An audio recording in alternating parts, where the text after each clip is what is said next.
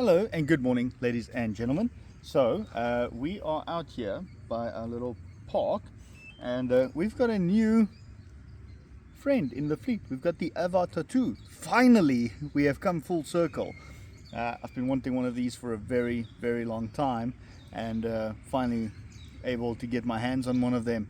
So we're going to take her out for a little bit of a test flight. We're going to fly in some manual mode, do the what do you call it, the altitude mode, something that I'm not very familiar with, or the angle mode, or whatever it is. But we'll probably want to hand launch it, so we're going to see if we can do that. The crazy cool thing about the Avata is that it does this, like, it's obviously position hold, so we could probably do this. And let me just quickly see. Oh, I'll probably have to do it in my right hand. See if I can angle you guys in such a way that you can see as well. But we should be able to just kind of do that. Nope, it's not working.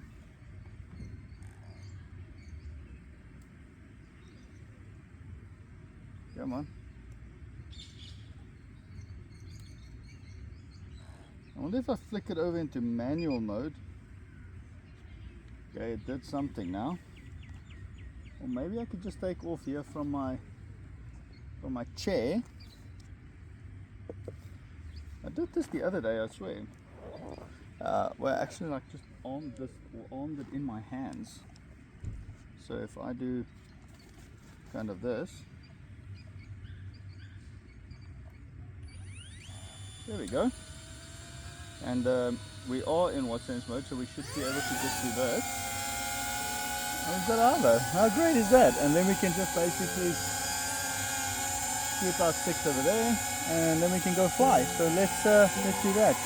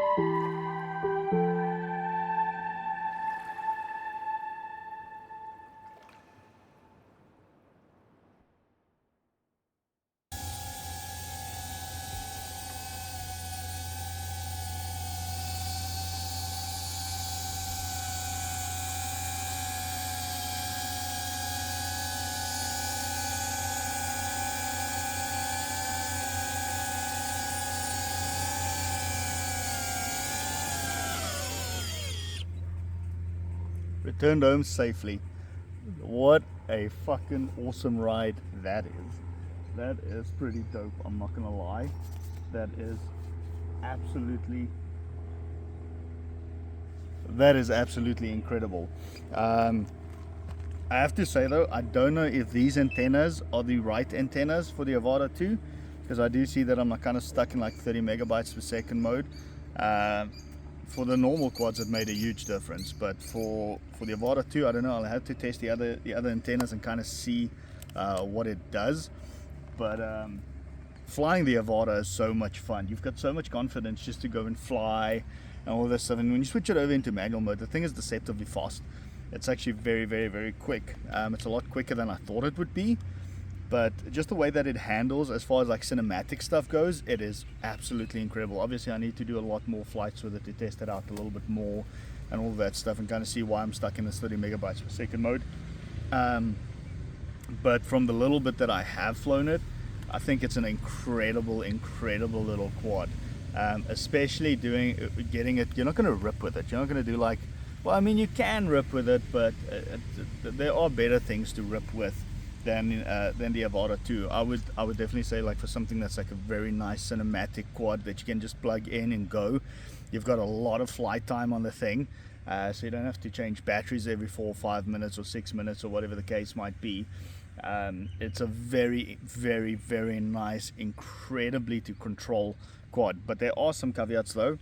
Something that I don't like are the gimbals on this joystick over here. Now I've got my cousin is going to try and manufacture, I'm going to try 2 different things. I'm going to try like a little muffler that you can put over these gimbals to see how that is, and also I'm going to have my cousin make me a thread adapter that goes from an M2 to an M3 thread over there, to kind of see what we can do in regards to that. If I can't put the gimbals, the gimbal stick ends that are on the TBS Tango, put them on here and see if that feels. But the other thing that is a little bit odd and a little bit strange getting used to is the actual size of the gimbals. These gimbals are absolutely tiny compared to your normal size gimbals. I mean, a normal size gimbal is about double the size of that. So yeah, it takes a little bit getting used to. It's not as bad as I thought it would be. This wasn't the first time I flew the Avata, it's the second time I'm flying it. So it does take a little bit of getting used to. But I think and I played a little bit in a simulator with it, but after a little while my fingers did start getting cramped because they are so close together and these stick ends are so small and so tiny. It's kind of like I'm pushing my fingers down to kind of get to the gimbals, you know what I mean, instead of just being comfortably on top of it like I would be with the TBS Tango. But other than that, I think it's a pretty decent controller. I do like that you've got your little gimbal control over there where you can go up and down. You've got, I don't know what the start stop does over there. I think it records, but we'll see. Hopefully we recorded that flight and it didn't not record. I think it should have recorded, but and I don't know what this button does. Presumably it probably takes a photo, if I'm not mistaken. That would be pretty dope. I don't know if there is a way to zoom in with the camera. I think that would be pretty sick if there is, but I've rebound this, so this is my mode to start and stop, and then this is my mode. So I switch from angle mode to manual mode. I don't need other stuff. There was a option to change your gimbal or kind of tilt your gimbal with this. That's what it was by default, but I changed it so it's this one over here, because I mean you don't need 2 different things to control the gimbal. You've got one and that's it. And I think that's a return to home button. But very, very, very cool. I'm very impressed with it. I'm very happy about this little purchase, and I think we're going to do some really cool stuff with it in the future. Anyway guys, I hope you enjoyed this video. Have a lovely one, and I'll catch you soon.